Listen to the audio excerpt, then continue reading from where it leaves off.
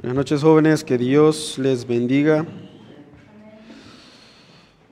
Qué bueno poder estar una vez más en la casa de nuestro Dios para poder adorarle, para que sea Él guiándonos a esa cruz de Cristo.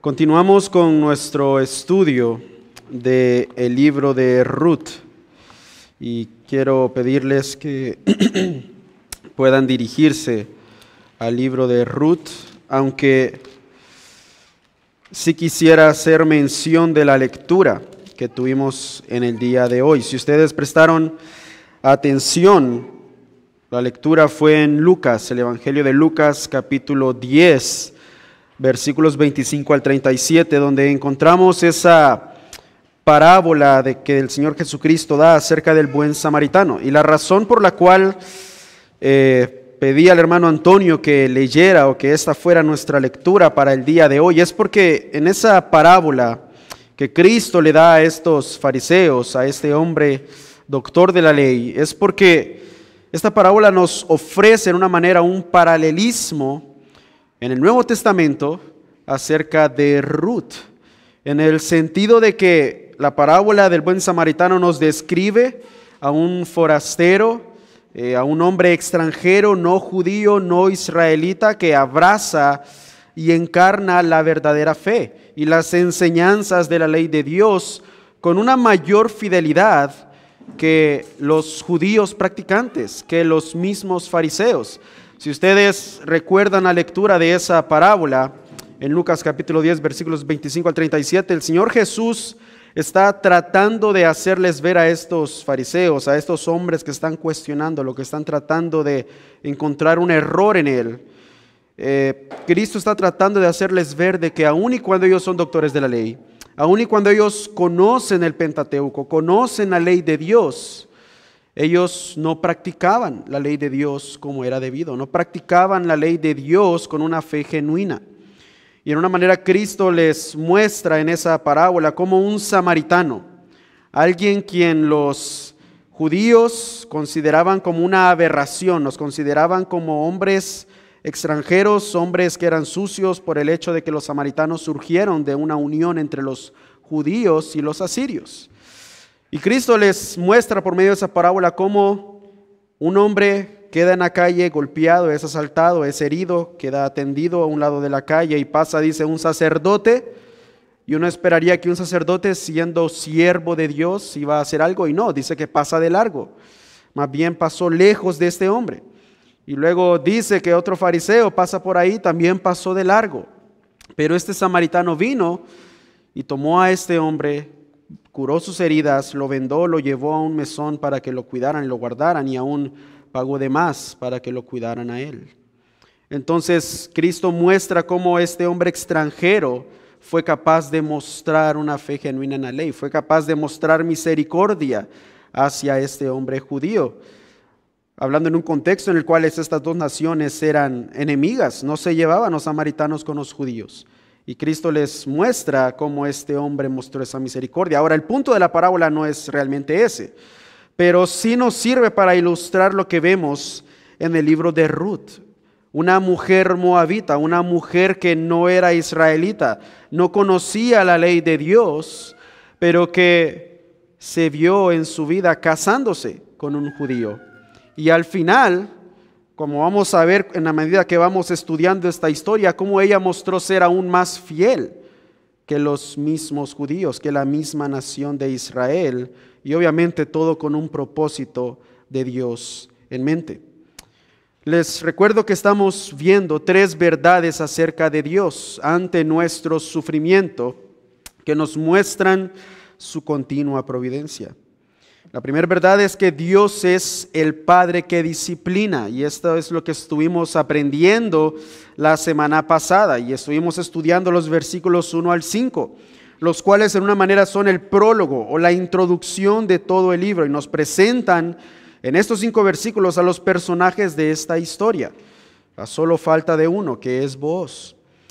Y se nos dice en esos primeros 5 versículos en qué contexto se desarrolla esta historia, se desarrollan estos eventos, y es en el tiempo de los jueces, como dice el versículo 1.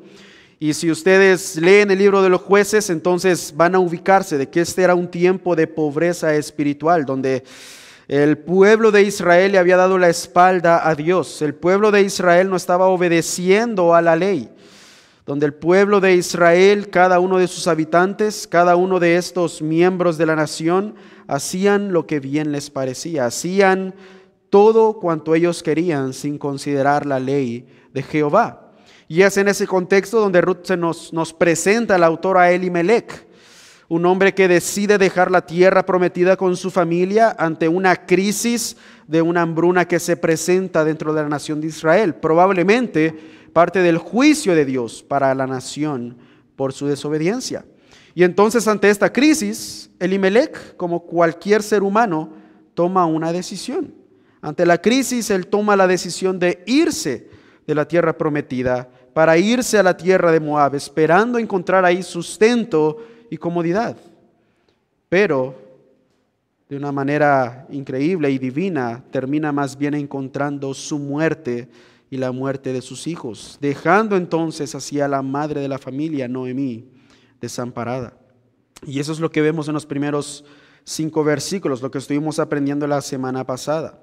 Ahora, las siguientes 2 verdades acerca de Dios ante nuestro sufrimiento son las que vamos a ver esta noche. Dios es el Padre que protege, y en tercer lugar, Dios es el Padre que provee. Dios es el Padre que provee. Entonces veamos esta segunda verdad. Dios es el Padre que protege, desde el versículo 6 hasta la primera parte del versículo 19. Y vean el texto conmigo. Entonces se levantó con sus nueras, hablando de Noemí, y regresó de los campos de Moab, porque oyó en el campo de Moab que Jehová había visitado a su pueblo para darles pan. Ahora detengámonos ahí, versículo 6. Entonces se levantó Noemí. Y quiero que observen en los versículos 1 al 5, el que ha estado tomando las decisiones en ese momento es ¿quién? Es Elimelech.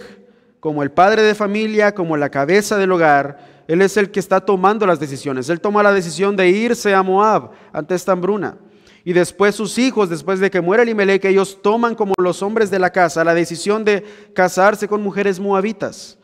Pero en este versículo 6 ahora es Noemí la que viene como a ocupar el centro de la acción. Y ahora es ella la que empieza a tomar decisiones. Si ustedes observan versículos 6 y 7, ella es la que se levantó con sus nueras y regresó de los campos de Moab. Versículo 7, salió pues del lugar donde había estado. Hablando obviamente de Noemí, ahora ella es la que está tomando decisiones, porque obviamente ya no tiene a su esposo y ya no tiene a sus hijos. Y la idea de esa frase de entonces se levantó Noemí o se levantó con sus nueras es que empezó a prepararse para su regreso a Israel. Empezó a preparar cualquier cosa que tenía a la mano ella, sus pocas pertenencias que quizás tenía, para regresar a la nación de Israel. Y cuando dice entonces se levantó con sus nueras y regresó de los campos de Moab, habla acerca del inicio de su viaje a Israel. Ahora, jóvenes, ese verbo, esa palabra donde dice regresó de los campos de Moab, a simple vista pareciera una simple acción. Bueno, ella se vino de Moab de regreso para Israel. Pero cuando vemos el Antiguo Testamento, esta es una palabra que tiene un gran peso teológico cuando hablamos de la nación de Israel en su relación con Dios. Y las implicaciones de esta palabra, de este simple verbo, en otros contextos, en otras partes del Antiguo Testamento, conlleva la idea de regresar a Jehová, regresar a los caminos de Dios y todo lo que eso implica, como alguien que ha estado en desobediencia, que ha estado lejos de Dios, y entonces toma la decisión de regresar a los caminos de Dios. Y solo para darles un pequeño ejemplo, vayan a Deuteronomio capítulo 30. Deuteronomio capítulo 30, versículos 1 y 2. Deuteronomio 30, versículos 1 y 2, y dice de lo siguiente: sucederá que cuando hubieren venido sobre ti todas estas cosas. ¿Qué cosas? La bendición y la maldición que he puesto delante de ti. Y te arrepintieres en medio de todas las naciones a donde te hubiere arrojado Jehová tu Dios. Observen el versículo 2. Y te convirtieres. Esa es la misma palabra que se usa en Ruth acerca de regresar. Y te convirtieres a Jehová tu Dios. O sea, y regresares a Jehová tu Dios. Y obedecieres a su voz conforme a todo lo que yo te mando hoy, tú y tus hijos con todo tu corazón y con toda tu alma. Entonces, versículo 3, Jehová hará volver a tus cautivos. Y encontramos otro ejemplo más en el primer libro de Reyes, adelante de Ruth, primer libro de Reyes, capítulo 8. Primer libro de Reyes, capítulo 8, versículos 46 al 49. Primer libro de Reyes, capítulo 8, versículos del 46 al 49. Todo lo hizo fundir el rey en la llanura del Jordán, en tierra arcillosa, entre Sucot y Zaretán, y no inquirió Salomón el peso de bronce de todos los utensilios por la gran cantidad de ellos. Perdón, estoy leyendo en el capítulo 7, capítulo 8, versículos 46, capítulo 8. Si pecaren contra ti, porque no hay hombre que no peque, observen, y estuvieres airado contra ellos, y los entregares delante del enemigo para que los cautive y lleve a tierra enemiga, sea lejos o cerca, y ellos volvieren, observen esa frase, y ellos volvieren en sí en la tierra donde fueren cautivos, si se convirtieren, la misma palabra de regresar, si se convirtieren y oraren a ti en la tierra de los que los cautivaron, y dijeren, pecamos, hemos hecho lo malo, hemos cometido impiedad, y si se convirtieren a ti de todo su corazón y de toda su alma en la tierra de sus enemigos que los hubieren llevado cautivos, y oraren a ti con el rostro hacia su tierra que tú diste a sus padres, y hacia la ciudad que tú elegiste y la casa que yo he edificado a tu nombre, tú oirás en los cielos. Entonces, esta palabra cuando se usa en otros contextos, cuando se usa en estos otros textos, la idea es esa de arrepentimiento, de la nación de Israel reconociendo su pecado, reconociendo que han fallado a Dios, y entonces regresan a Jehová, regresan a Yahweh, regresan para volver a los caminos de Dios. Ahora, teológicamente, regresando a Ruth capítulo 1, versículo 6, el punto aquí es que Noemí necesitaba regresar a la tierra de la promesa, necesitaba regresar a Judá, a Israel, para poder tener esa perspectiva de la bendición, poder alcanzar la bendición de Yahweh. Ahora ella no lo está haciendo conscientemente pensando en eso. Ella no toma esa decisión pensando, necesito regresar a Israel para recibir la bendición de Jehová. No, ella no lo hace pensando en eso, pero Dios, recuerden, la idea del libro, el punto de todo el libro es la providencia continua de Dios. Él está orquestando esas decisiones. Él está permitiendo que Ruth regrese a Judá, regrese a Israel para entonces bendecirla. Entonces ella toma esta decisión sin saber lo que le espera a su regreso. Ella simplemente decide regresar porque eso es el pueblo que ella conoce. Esa es su casa, es Israel, no es Moab. Ahora, hay una razón por la cual ella regresa. Observen la segunda parte del versículo 6. Entonces se levantó con sus nueras, regresó de los campos de Moab, porque oyó en el campo de Moab que Jehová había visitado a su pueblo para darles pan. Y la idea ahí de que Jehová visitó a su pueblo, interesantemente esa palabra significa cuidar o acudir en ayuda, velar o ayudar a alguien de manera que muestre preocupación y ayuda en una circunstancia difícil. Ahora, cuando esta palabra se aplica a Jehová, se aplica a Dios, tiene que ver con su manifestación ya sea de bendición o su manifestación de castigo. Y en este caso obviamente está hablando de que Dios se había manifestado con Israel para bendecirlos. Recuerden, había una hambruna, versículo 1, estaban padeciendo de hambre en Belén, en la casa de pan. Y aquí en el versículo 6 vemos entonces la intervención de Jehová. Pone un alto a la hambruna y Dios ahora viene y bendice a su pueblo. Dios ahora viene y empieza a proveer para su pueblo para que ellos puedan sustentarse. Y es importante enfatizar eso. Es Dios quien está ocasionando este giro de 180 grados de la situación de su pueblo. Y es debido a esa acción entonces que Noemí escucha esto, escucha que Dios ahora está bendiciendo a Israel, y ella decide regresar entonces a su pueblo, a la tierra de la promesa. Versículo 7.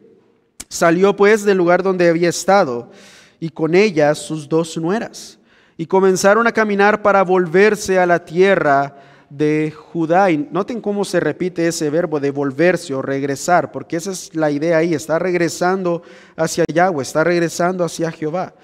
Y es interesante, investigando un poco, este es el viaje que hizo Ruth, obviamente con Noemí, para regresar a Belén, para regresar a Judá. Era de aproximadamente unos 112 a unos 160 kilómetros que tenían que recorrer. Prácticamente esto les pudo haber llevado toda una semana caminando para llegar a Belén. Y ese era todo el camino que tenían que recorrer. Y recuerden, pongámonos en ese contexto, estamos en la época de los jueces, cada quien hacía lo que bien le parecía, era una época donde había bastante maldad. Y estas mujeres, ellas solas, caminando por ese camino, caminando por ese desierto para llegar a Judá, expuestas a cualquier peligro. Pero Noemí, ella no pensó en eso, ella simplemente pensaba en regresar a su pueblo. Ahora versículo 8, y Noemí dijo a sus 2 nueras, porque vean, versículo 6 dice que sus nueras se levantan con ella, ellas están dispuestas a regresar con Noemí a Israel, y eso es interesante. Ellas no tenían por qué regresar con Noemí, ellas eran moabitas, ellas estaban en casa, habían quedado viudas, ya no tenían ningún compromiso con Noemí, pero ellas estaban dispuestas a regresar. Y entonces, versículo 8, Noemí dijo a sus 2 nueras, andad, volveos cada una a la casa de su madre. Jehová haga con vosotras misericordia, como la habéis hecho con los muertos y conmigo. Ahora Noemí percibía que la situación tanto de Ruth y de Orfa, si ellas la acompañaban hacia Israel, ahora ellas iban a ser las extranjeras en la tierra de Judá. Y si ustedes recuerdan lo que les decía la semana pasada, los moabitas con los israelitas no se llevaban. Eran 2 naciones que estaban en conflicto, 2 naciones que se peleaban la una contra la otra. Y Noemí intuía de que si estas mujeres la acompañaban, ahora ellas iban a ser extranjeras allá, y con muy poca probabilidad de encontrar marido, de encontrar sustento en Israel. Ella misma, Noemí, no sabía con qué se iba a encontrar en Israel, si iba a poder encontrar una forma de sustentarse. Ahora ella era una mujer viuda. Pero entonces, ella les dice entonces, andad, regresad, dice el versículo 8, volveos cada una a la casa de su madre. Y entonces vemos la instrucción de Noemí, pero al mismo tiempo vemos el buen deseo que ella tenía para con sus nueras. No era un mal deseo, no era que ella ya no quería ser acompañada por estas mujeres, ya no quería que ellas la acompañaran, sino que ella les dice, Jehová haga con vosotras misericordia, segunda parte del versículo 8, como la habéis hecho con los muertos y conmigo. Y esa, jóvenes, es una palabra muy, pero muy importante. Y lo que vemos aquí es que el deseo de Noemí para con sus nueras era que Dios las bendijera. Era que la bendición de Dios estuviese sobre ellas. Y la razón de eso es porque, por lo que nos permite ver el texto, estas habían sido muy buenas nueras para con ella. Ellas se habían portado bien tanto con sus esposos como con su suegra. Habían mostrado amor, habían mostrado lealtad hacia ella y hacia su familia. Y como les mencionaba, jóvenes, esa palabra misericordia es tan, pero tan importante en el Antiguo Testamento. Es una palabra de tanto peso, esa palabra Gesed, porque habla de amor, habla de lealtad, habla de bondad, habla de fidelidad, habla de gracia. Es una palabra que transmite tantos conceptos bíblicos, que abarca tanto. En una manera, esa palabra misericordia es una palabra que muchas veces hace referencia a un pacto, a una relación entre 2 personas, pero que va más allá de una simple obligación, de un simple compromiso, que lo que realmente manifiesta. Esa palabra misericordia refleja una acción de devoción y de misericordioso amor que va más allá de los requisitos de una obligación. En una manera, Ruth y Orfa, al casarse con Malón y Kelión, habían entrado en una relación de pacto, en el cual eran marido y mujer y tenían que estar juntos. Obviamente, por el simple hecho de que habían hecho ese pacto, tenían que estar juntos. Pero lo que nos dice ese texto, al decir Noemí de que ellas mostraron misericordia hacia los muertos y hacia ella, es que ellas, más allá de simplemente cumplir con ese pacto, ellas mostraron amor, mostraron lealtad, mostraron fidelidad, no simplemente a sus esposos, sino que ahora lo estaban mostrando hacia su suegra, hacia Noemí. Y por eso es que cuando Noemí decide regresar a Israel, ellas se levantan y están dispuestas a regresar con ella. Están dispuestas a acompañar a su suegra a donde sea que ella fuera. Y eso nos muestra la lealtad de estas mujeres para con Noemí. Dos mujeres extranjeras, moabitas, mostrando la lealtad que solo Dios muestra con su pueblo. Y esto es impactante, ver la lealtad de ellas en una época llena de pobreza espiritual, llena de pecaminosidad, donde nadie obedecía la ley de Dios. Vemos a esta familia, vemos a estas dos mujeres moabitas actuando en contra de la cultura, actuando en contra de lo que sería común, sería normal. Y lo normal en esa situación sería que estas mujeres abandonen a su suegra y la dejen a su suerte, pero no es lo que ellas querían hacer. Ruth y Orfa mostraron este amor leal y misericordioso hacia Noemí al quedarse con ella aún después de la muerte de sus esposos, aún después de quedar viudas y ahora querer regresar con ella a Judá. Como les digo, en el momento que sus esposos se murieron, ellas no tenían ningún compromiso hacia Noemí. Ellas no tenían ningún compromiso hacia su suegra. Podían perfectamente haberla dejado, pero ellas no lo hicieron. Y esto indicaba que había de parte de ellas hacia Noemí más que una simple obligación, más que un simple compromiso, había un verdadero amor hacia su suegra. Había una verdadera lealtad hacia Noemí. Y entonces, a la luz de eso es lo que Noemí quiere ahora, que ellas experimenten de parte de Jehová.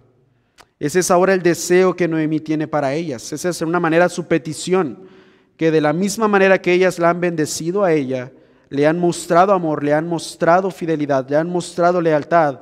Noemí dice, de la misma manera que Jehová las bendiga a ustedes, que Jehová manifieste su amor, manifieste su lealtad para con ustedes. Aún y cuando ellas quizás se iban a quedar en Moab. Y aquí hay un punto importante, jóvenes. Esto muestra que a los ojos de Noemí, desde su perspectiva, recuerden, todas estas naciones que estaban alrededor de Israel, cada quien tenía sus dioses, cada quien tenía sus ídolos a quienes ellos adoraban, en quienes ellos creían. Y lo que nos permite ver esto es que para Noemí, entonces, Jehová, Dios, no simplemente estaba presente y gobernaba solamente sobre Israel, la tierra del pacto, sino que para Noemí entonces Jehová también podía ejercer su soberanía sobre una tierra extranjera como Moab. Él también podía bendecir a estas dos mujeres moabitas, aun y cuando no estaban en la tierra del pacto, en la tierra de la promesa. Y esto nos muestra la soberanía de Dios sobre todas las naciones, no simplemente sobre Israel. Dios no simplemente controla lo que sucede en Israel, pero Él también controla lo que sucede en Moab y en las demás naciones que rodeaban a Israel, y manifiesta de una manera la confianza que Noemí tenía en Yahweh, la confianza que tenía en Dios para proteger a Ruth y a Orfa aún en esa tierra de Moab. Pero entonces llegamos al versículo 9 y sigue Noemí con su discurso o con sus palabras para sus nueras. Os conceda Jehová que halléis descanso, cada una en casa de su marido. Luego las besó y ellas alzaron su voz y lloraron. Y estas palabras en una manera expresan la necesidad que estas mujeres tenían en ese momento. Y la necesidad que ellas tenían era de adquirir un esposo, un nuevo esposo, un esposo que pudiera proveerles a ellas seguridad, que pudiese proveerles a ellas sustento, del cual ya no tenían. Las 3 mujeres eran viudas, las 3 mujeres habían perdido a sus esposos. Y el deseo de Noemí para sus nueras era que al quedarse ellas en Moab, ellas pudiesen encontrar a un marido, a un nuevo esposo, alguien que proveyera para ellas. En aquellos tiempos, en el tiempo de esta historia, las mujeres muy difícilmente podían sostenerse o valerse por sí mismas. Dependían de sus esposos, dependían de los hombres de la casa para traer alimento al hogar, para proveer para todas sus necesidades. Entonces, a los ojos de Noemí, la misericordia de Jehová, lo que ella mencionó en el versículo 8, se manifestaría y sería experimentada por ellas cuando Él les diera descanso. ¿Y qué era ese descanso? Que ellas recibieran seguridad, recibieran protección, recibieran provisión, recibieran descendencia, todo ello al ser provisto por un marido, por un esposo. Entonces los deseos de Noemí hacia sus nueras eran realmente buenos deseos, eran buenas intenciones. Ella deseaba que estas mujeres, así como la habían amado a ella, fueran ellas también amadas por Jehová. Jehová las bendijera a ellas en gran manera. Y al final del versículo 9 nos muestra el afecto que había entre estas mujeres. Observen, luego las besó y ellas alzaron su voz y lloraron. Y esa frase de levantaron su voz y lloraron, realmente se entiende mejor como que ellas lloraron fuertemente. Ellas lloraron fuertemente y eso nos permite ver un poco las emociones que daban a conocer ese dolor y la tristeza de lo que implicaba separarse. O sea, estas mujeres tenían tanto amor, tanta lealtad hacia su suegra, hacia Noemí, que no querían separarse de ella. Y el hecho de saber de que quizás iban a tener que separarse de ella causó que ellas lloraran, que ellas se dolieran fuertemente, se entristecieran al saber de que se iban a separar de Noemí. Pero entonces vean lo que ocurre, versículo 10. Y le dijeron, ciertamente nosotras iremos contigo a tu pueblo. Ellas están decididas, ellas están determinadas a acompañar a Noemí. Aún y cuando Noemí les dice que regresen, que vayan a la casa de su madre, que Dios les va a proveer descanso. Versículo 11. Y Noemí respondió, volveos, hijas mías. Vean con qué cariño, con qué ternura se dirige a ellas. Volveos, hijas mías, ¿para qué habéis de ir conmigo? ¿Tengo yo más hijos en el vientre que puedan ser vuestros maridos? Volveos, hijas mías, versículo 12, e idos, porque yo ya soy vieja para tener marido. Y aunque dijese esperanza tengo, y esta noche estuviese con marido, y aún diese a luz hijos, versículo 13, ¿habíais vosotras de esperarlos hasta que fuesen grandes? ¿Habíais de quedaros sin casar por amor a ellos? No, hijas mías, que mayor amargura tengo yo que vosotras, pues la mano de Jehová ha salido contra mí. Lo que Noemí les está diciendo ahí en esos versículos es, miren, yo ya perdí a mi esposo, ya no tengo más hijos que darles, porque en aquel tiempo la costumbre era que si una mujer perdía a su esposo, quedaba viuda, entonces era la responsabilidad del hermano de este hombre de casarse con esa mujer para darle descendencia. Pero en este caso los 2 hermanos se murieron. Noemí también perdió a su marido. Y Noemí, algunos especulan que quizás en esta época estaba quizás entre mediados o finales de sus años 40. Entonces esta era una mujer de casi 50 años.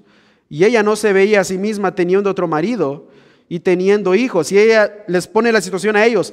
Y aún dice si pudiese tener hijos. ¿Acaso ustedes esperarían que estos crecieran y que tuviesen la edad para casarse con ustedes y dárseles descendencia? No, les dice ella, no se sometan a eso. No quieran venir conmigo y quedarse viudas por el resto de sus vidas. Y Noemí les insiste nuevamente que regresen ellas a su lugar, que regresen a su casa. Y es interesante, versículo 13. Ella les dice, no, hijas mías, que mayor amargura tengo yo que vosotras, pues la mano de Jehová ha salido contra mí. Y es interesante, porque esa expresión es un antropomorfismo. refiriéndose al poder de Dios. Ahora ustedes quizás están preguntando qué es esa palabra, qué se refiere esa palabra de antropomorfismo. Bueno, básicamente es darle cualidades humanas a Dios, porque sabemos de que Dios es espíritu. Dios no tiene un cuerpo como nosotros lo tenemos o como Jesús lo tiene. Pero cuando se usan estas expresiones de la mano de Jehová, lo que está tratando de hacernos ver es darnos una idea, darnos una ilustración. Y aquí la ilustración es de referirse al poder de Dios. Cuando dice la mano de Jehová, está hablando del poder que Dios puede ejercer. Y es interesante, ella dice, la mano de Jehová, o sea, el poder de Dios ha salido contra mí, como si Dios está actuando directamente en contra de Noemí. Dios es el que está en una manera frustrando la vida de Noemí. Y esa es la forma de ella de entenderlo. Y aquí Noemí, jóvenes, es la viva imagen de aquella persona que sin entender, sin considerar las circunstancias que le pueden haber conducido a su presente situación, descarga en respuesta su amargura y frustración contra Dios, culpándolo de haberle causado aflicción. Noemí no se detiene en ningún momento a pensar, ok, ¿por qué me está pasando esto? ¿Por qué me está sucediendo esto? No, su conclusión directa es decir, la mano de Jehová ha salido contra mí. Dios me está causando todo este dolor, me está causando todo este infortunio. Dios me quitó a mi esposo, me quitó a mis hijos. ¿Y no es cierto que muchas veces nosotros también pensamos de esa manera? Es que Dios no me dio los padres que yo quería, es que Dios no me ofreció la oportunidad que yo quería, es que Dios aquí, Dios allá. Pero no nos damos cuenta que muchas veces, debido a nuestras propias decisiones, nos encontramos en la situación que nos encontramos. Pero lo más fácil para nosotros es culpar a Dios en lugar de evaluarnos a nosotros mismos y ver por qué estamos pasando por lo que estamos pasando. Y eso es lo que está sucediendo con Noemí. Ella no se detiene a pensar de que en vez de haberse quedado en la tierra de la promesa, su esposo decide llevársela a ella y a sus hijos a Moab. Y entonces allá su esposo se muere. Y después sus hijos se casan con mujeres moabitas, lo cual estaba prohibido por Dios, y sus hijos se mueren. Pero ella no considera todas esas cosas. Ella no está viendo sus circunstancias a la luz de sus decisiones, las cuales han ido en contra de la voluntad de Dios. Sino que ella dice directamente, Dios ha salido contra mí. Dios está actuando en contra mía porque a Él le place hacerlo. Y no es así. No es la manera correcta de responder. Y en una manera eso, jóvenes, nos lleva a pensar a nosotros también cómo respondemos ante nuestros problemas, cómo respondemos ante esas situaciones difíciles que tenemos que enfrentar y que muchas veces nosotros mismos somos los causantes de estar en esa situación. Quizás ustedes vienen un día y deciden desobedecer a sus padres y sus padres los castigan a ustedes fuertemente y les ponen el peor castigo que ustedes se puedan imaginar, qué sé yo, quitarles el celular o no sé. Y ustedes vienen y en un momento de frustración dicen, Dios, ¿por qué me pasa esto a mí? Señor, ¿por qué tengo estos padres que tengo que son pero tan ásperos conmigo? Pero ustedes no están pensando de que fue a causa de su desobediencia que fueron castigados por sus padres. Entonces, ven lo que pasa a veces, ¿verdad? Nosotros tomamos decisiones. Nosotros todo el momento, todo el tiempo estamos tomando decisiones, jóvenes. Y muchas veces esas decisiones nos llevan a lugares o nos ponen en circunstancias que son adversas para nosotros. Circunstancias en las cuales vamos a experimentar dolor, vamos a experimentar sufrimiento. Si yo desobedezco a mis padres, eso de una u otra manera me va a llevar a sufrir, me va a llevar a experimentar algo de dolor, ya sea porque me van a castigar o ya sea porque esa decisión que tomo va a causar dolor para mí y para mi familia. Entonces, no queramos después nosotros quererle echar la culpa a Dios por cosas que nosotros mismos hemos causado. Y por eso lo que vemos en este libro, y lo pinta este libro de una forma tan clara, jóvenes, es esa providencia de Dios, esa soberanía de Dios, pero al mismo tiempo nos permite ver la responsabilidad del hombre. Cómo el hombre es responsable por sus actos, es responsable por sus decisiones. Y ninguno de nosotros aquí puede tomar una decisión y decir que no quiere asumir las consecuencias. Tenemos que asumir las consecuencias de nuestros actos. Ahora observen versículo 14. Y ellas alzaron otra vez su voz y lloraron. Nuevamente, ellas no quieren separarse de su suegra. Pero vean, versículo 14. Y Orfa besó a su suegra, mas pero Ruth se quedó con ella. Al insistir Noemí, Orfa viene y ella sí decide regresar a Moab. Ahora no podemos, a la luz de esto, hacer de Orfa la villana de esta historia. O hacer de Orfa como decir, qué exagerada Orfa, como a primas de primeras dejó a su suegra. No podemos. Si ustedes han leído conmigo lo que hemos visto hasta este punto, ella amaba realmente a su suegra, ella quería quedarse con ella no quería separarse, no quería dejarla. Pero obviamente, y aquí vemos la providencia de Dios, de tanta insistencia, ella decide regresarse, decide quedarse en Moab. Ella escucha el consejo, obviamente, de Noemí y dice, está bien, voy a regresar a Moab para volver y quizás volverme a casar, encontrar protección, encontrar refugio con un hombre. Pero, final del verso 14, Ruth se quedó con ella. Hasta este punto las dos habían mostrado lealtad a su suegra. Pero lo que nos muestra el verso 14 es que Ruth fue la mía extra. Llevó ese nivel de lealtad y de amor a un grado superior, a ese grado que lo llevó el buen samaritano allá en Lucas capítulo 10, donde hizo aún más allá de lo que estaba dentro de su responsabilidad. Y jóvenes, versículo 15, y Noemí dijo, he aquí tu cuñada se ha vuelto a su pueblo y a sus dioses. Vuélvete tú tras ella. Noemí le sigue insistiendo a Ruth, regresa, vuelve a tu pueblo, vuelve con tus dioses. Versículo 16, respondió Ruth, y vean la declaración de Ruth, esto es increíble. No me ruegues que te deje y me aparte de ti, porque a donde quiera que tú fueres, iré yo, y donde quiera que vivieres, viviré. Tu pueblo, le dice Ruth, será mi pueblo, y tu Dios, mi Dios. Versículo 17, donde tú murieres, moriré yo, y allí seré sepultada. Así me haga Jehová y aún me añada que solo la muerte hará separación entre nosotras dos. Qué declaración más increíble la que hace Ruth ahí. De total confianza, total determinación, total decisión. Y jóvenes, lo primero que quiero que observemos en estos versículos 16 y 17 es, recuerden, estamos hablando aquí de que Dios es el Padre que protege en este punto. Entonces vemos aquí la protección de Dios hacia Noemí por medio de Ruth. Vemos la protección de Dios hacia Noemí por medio de Ruth, y eso es increíble, jóvenes.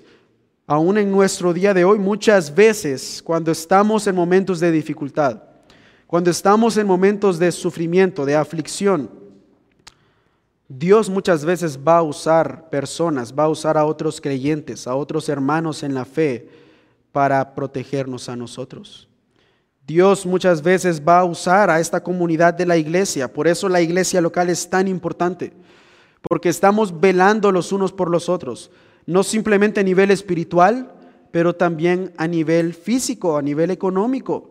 Estamos para velar por las necesidades de los demás. Y vemos cómo Dios aquí a través de Ruth está en una manera proveyendo un medio de protección para Noemí. Y ya lo vamos a ver más adelante en qué manera Dios proveyó para Noemí protección por medio de Ruth. Ahora, enfocándonos en el discurso de Ruth, vemos cómo este discurso nos permite ver esos conceptos de alianza, como de un contrato, como de un pacto. En una manera, Ruth está haciendo un pacto con su suegra, está haciendo un pacto con Noemí. Y ella le dice, no me ruegues que te deje y me aparte de ti, porque a donde quiera que tú fueres, le dice, iré yo. Ella estaba decidida a ir a donde quiera que fuera Noemí. A donde sea que fuera el lugar que tú fueres a vivir, si eso es abajo de una roca, ahí voy a ir contigo. Si es en una cueva, allá voy a ir contigo. Y vemos la determinación de Ruth. Estas no son palabras, jóvenes, que tenemos que tomar con ligereza o con superficialidad. Y vemos entonces ese compromiso de Ruth para con Noemí. Cuando ella se casó con Malón, o sea Ruth, Ella se casó con el pueblo de Malón, con el Dios de Malón. Pero ahora que ya no está su esposo, ahora ella se compromete como mínimo a continuar con ese mismo acuerdo, ahora asumiendo en una manera el papel de hija de Noemí, aunque ella no esté obligada a hacerlo. Nuevamente, ella no era su responsabilidad cuidar de Noemí, no era su obligación permanecer con ella, pero ella decidió hacerlo. Decidió sacrificar su propia comodidad, dejar su pueblo solo para poder ser fiel y leal a su suegra. Pero vean que su determinación o este pacto, este compromiso va más allá de simplemente comprometerse con Noemí. Ella hace un pacto con Dios. Vean, ella dice: donde quiera que tú fueres, iré yo; donde quiera que tú vivieres, viviré. Final del verso 16. Tu pueblo, le dice, será mi pueblo. Tu Dios será mi Dios. Ruth era una moabita, y el Dios de los moabitas era el Dios Quemos. Y ellos tenían muchos otros dioses y otros ídolos, pero ese era el Dios como predominante de esa nación. Y Ruth está diciendo: yo estoy dispuesta a dejar a mis dioses, a dejar mi tierra, a dejar mis creencias, solo por seguirte a ti, por ir contigo, para mostrar fidelidad a ti, para protegerte a ti. Y Ruth le dice: tu Dios será mi Dios. Ahora, no podemos decir, porque algunos a veces quieren pensar de que esta fue como la conversión de Ruth. En este momento es cuando ella vino y alcanzó fe genuina y creyó en Dios. No sabemos, no lo dice el texto, no podemos afirmarlo ni tampoco podemos negarlo. Pero lo que sí vemos es la determinación que ella tiene. Y esta respuesta de Ruth a Noemí en estos versículos 16 y 17 es fundamental para el resto de toda esta historia y de esta narración, porque nos permite ver ese primer acto de fidelidad a través del cual Dios muestra su propia fidelidad a su pueblo. Noten qué interesante es eso. Este es el primer acto registrado de fidelidad a través del cual Dios muestra su propia fidelidad a su pueblo, porque Dios tenía un plan para con Ruth. La razón por la cual Orfa decide regresar a Moab y Ruth es la que se queda con Noemí y regresa a Israel con Noemí, es porque Dios ya tenía un plan para Ruth. Y obviamente Dios sabía y Dios estaba preparando a Ruth, porque por medio de ella iba a traer al rey de Israel, al rey David. Y eso lo vamos a ver cuando lleguemos al final del libro, pero vemos que Dios ahí está obrando detrás de escena, detrás de cámaras, detrás de bambalinas, y Él está orquestando cada una de estas situaciones para llevar a cabo sus planes divinos. Versículo entonces 17, ella recalca: donde tú murieres, moriré yo, y ahí seré sepultada. Y ahora ella pronuncia una maldición contra ella misma. Vean hasta qué punto lleva su juramento. Ella dice: así me haga Jehová. No especifica el qué, pero ella dice: así me haga Jehová y aún me añada, que solo la muerte hará separación entre nosotras dos. Ella en una manera está jurando y dice: que Dios haga lo que quiera conmigo si yo fallo, si yo no cumplo con este pacto, con esta promesa que te estoy haciendo. Tanta era su seguridad, tanta era su determinación de acompañar a Noemí, que hasta juró en el nombre de Dios y dijo: que Jehová haga lo que sea conmigo si yo no cumplo con lo que te estoy diciendo. Entonces esto nos permite ver que esto era más que simplemente palabras, era más que simplemente decirle lo que Noemí quería escuchar para endulzarle el oído, porque sus palabras fueron acompañadas por la acción. Versículo 18: y viendo Noemí que estaba tan resuelta a ir con ella, no dijo más. Al ver esa determinación, al ver esa decisión, y la idea de esa palabra estaba resuelta en el verso 18, está hablando de alguien que actúa con valentía, con determinación. Y la idea ahí es que Ruth se hizo valiente a sí misma, o ella lo determinó por sí misma, el seguir a Noemí. Y entonces vemos el inicio del verso 19. Anduvieron pues ellas dos hasta que llegaron a Belén. Hasta que llegaron a Belén. Entonces, jóvenes, así llegamos a la tercera verdad entonces. Ya vimos que Dios es el Padre que disciplina, Dios es el Padre que protege, y ahora entonces, rápidamente, Dios es el Padre que provee. Dios es el Padre que provee. Segunda parte del verso 19. Y aconteció que habiendo entrado en Belén, toda la ciudad se conmovió por causa de ellas.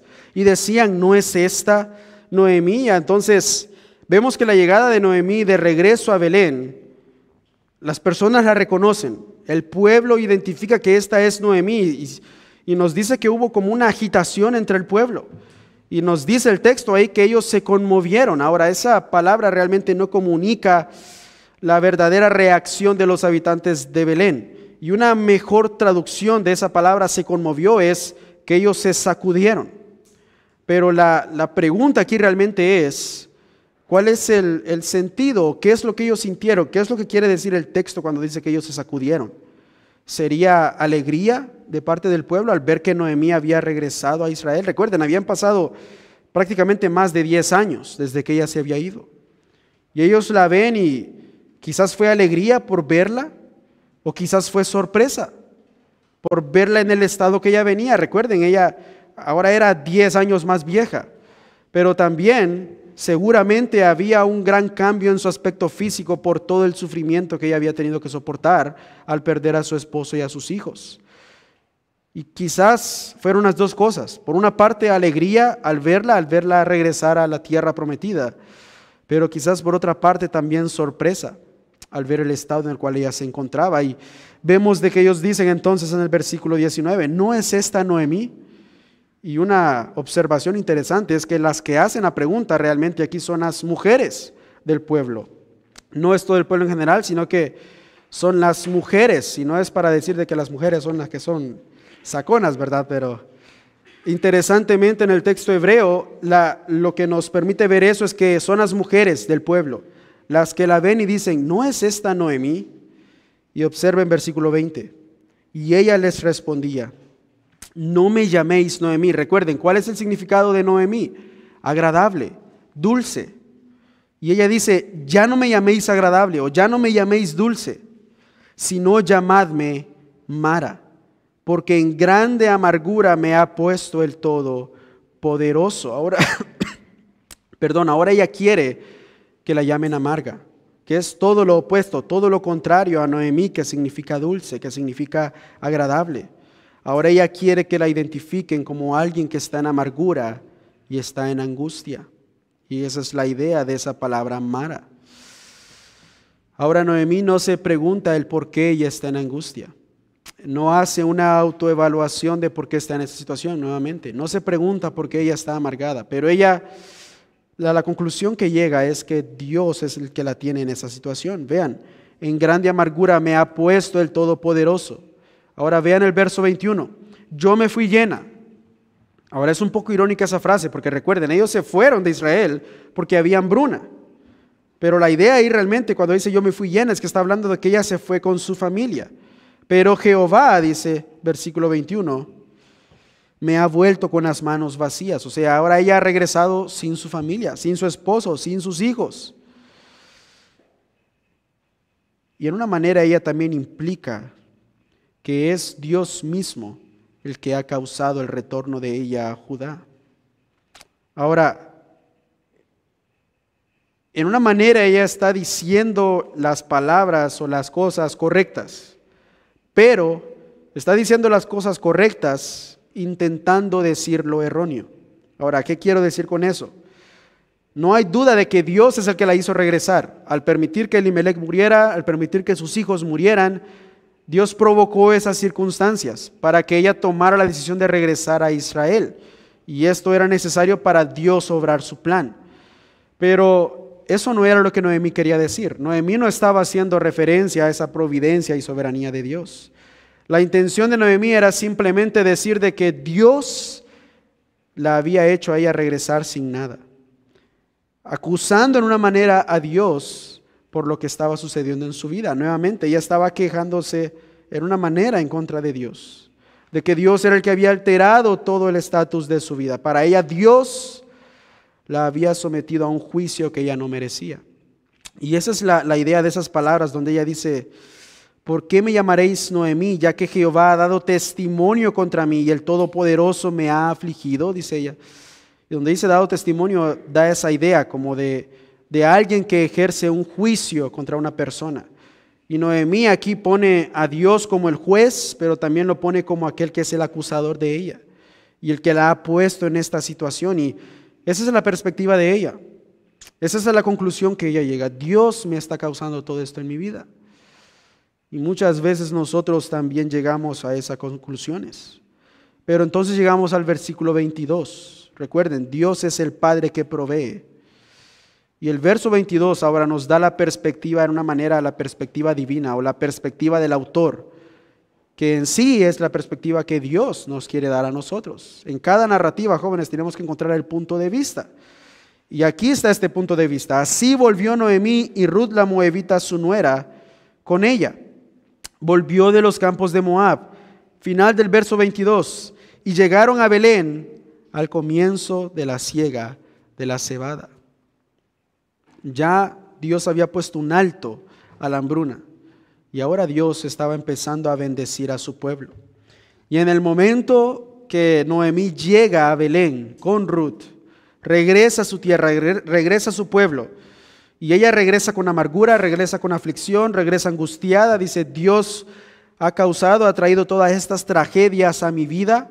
En una manera Noemí quizás pensó que Dios la había abandonado, que Dios la había olvidado. Pero lo que nos dice el narrador en el versículo 22 es que Dios la había traído con un propósito para proveer ahora sustento para ella. Un sustento que no lo iba a encontrar en Moab, pero que sí lo iba a encontrar ahora en la tierra de la promesa. Y Dios iba a proveer ese sustento por medio de la única nuera que había venido con ella, con Ruth. Y eso es lo que vamos a ver el próximo sábado en el capítulo 2. Como Dios ahora por medio de Ruth va a proveer para Noemí sustento, va a proveer alimento, va a cambiar esa situación de amargura a una nuevamente de ser agradable, ser dulce. Ahora, jóvenes, rápidamente, cuando estamos en medio del sufrimiento, cuando estamos en medio de aflicciones, en medio de problemas, si quizás ustedes ahorita no experimentan tantos problemas en su vida o quizás no han experimentado problemas tan grandes, pero cuando crezcan y cuando quizás de aquí a unos años más adelante van a tener que enfrentar situaciones difíciles en su vida. Pero para aquellos que quizás sí hemos pasado por problemas grandes, por sufrimientos, debemos siempre tener presente la providencia continua de Dios. Debemos estar atentos y no olvidarnos de su protección, de su provisión hacia nosotros, la cual nunca falla. Y jóvenes, grábense esta verdad en sus cabezas. Si ustedes son fieles a Dios, Dios nunca los va a abandonar. Dios nunca los va a dejar olvidados, nunca los va a dejar desamparados. Nunca los va a dejar sin un bocado de comida para ustedes. Dios no los va a desamparar y eso es lo que vemos en este primer capítulo de Ruth. Nos pinta una situación de tragedia en los primeros 5 versículos y vemos cómo Noemí está dispuesta a regresar a su pueblo, pero Dios permite que Ruth la acompañe de regreso y ella llega a su pueblo, llega a Belén para encontrarse con la provisión de Dios. Obviamente Dios permitió que todas estas cosas pasaran en su vida, pero todas esas cosas tenían un propósito.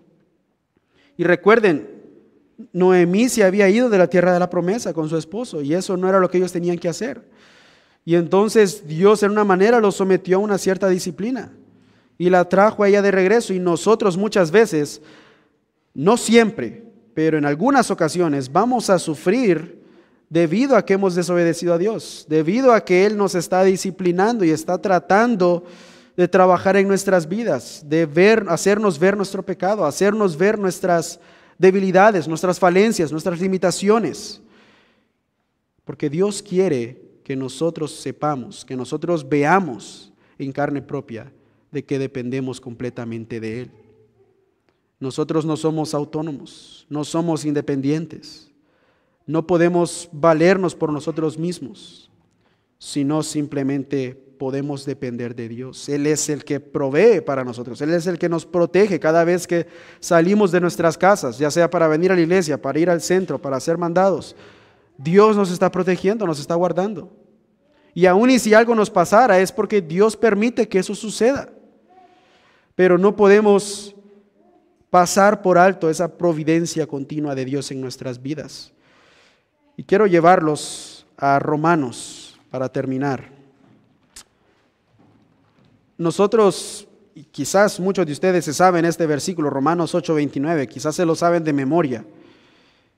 Pero cuán difícil, jóvenes, y lo digo primeramente para mí, cuán difícil es muchas veces vivir este versículo en carne propia.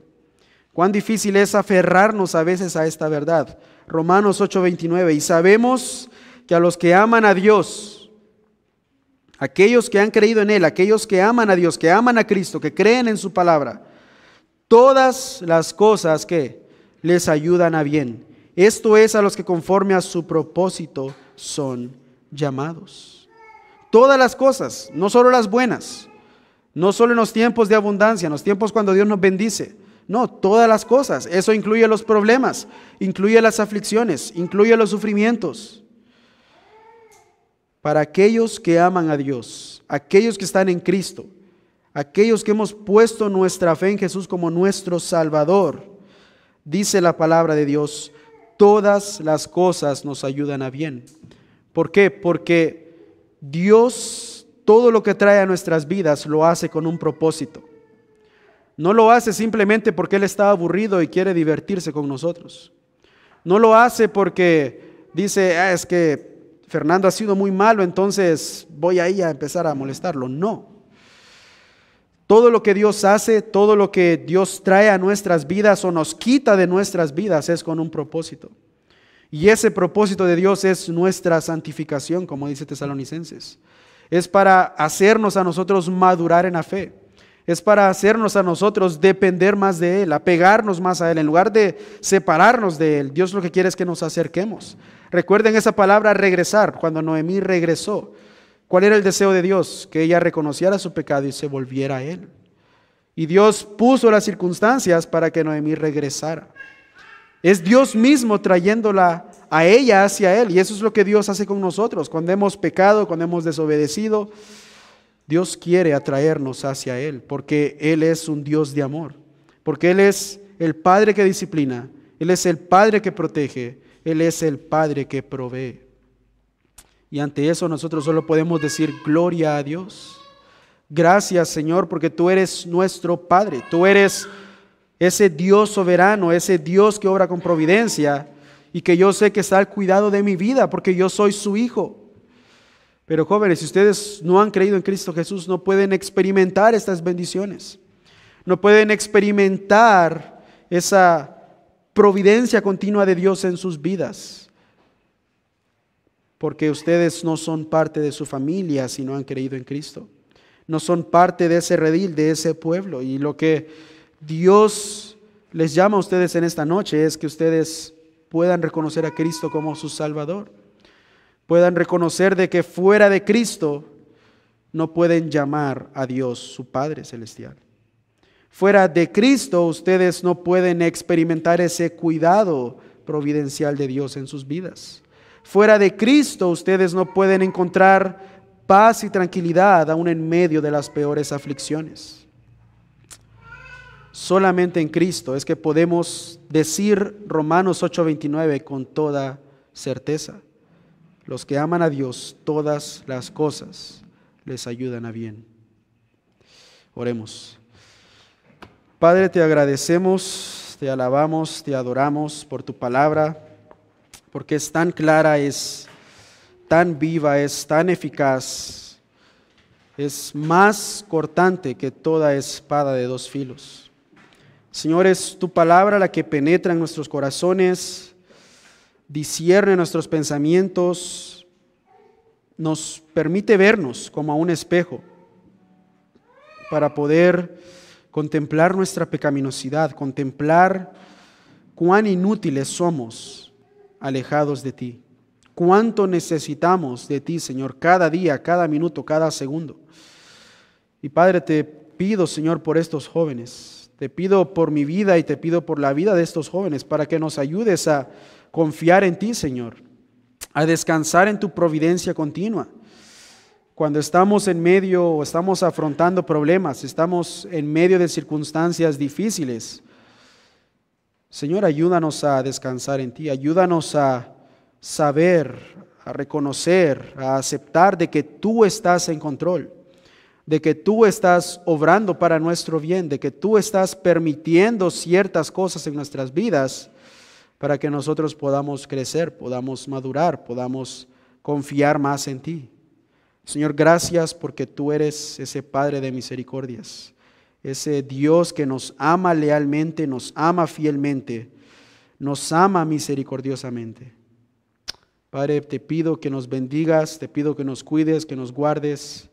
Te pido por aquellos que están aquí esta noche, Señor, que no han puesto su fe en Cristo, para que hagas la obra en sus vidas, para que tu Espíritu toque sus corazones, Señor. Gracias nuevamente por este tiempo y te agradecemos nuevamente por tu palabra. En el nombre de Cristo Jesús, amén.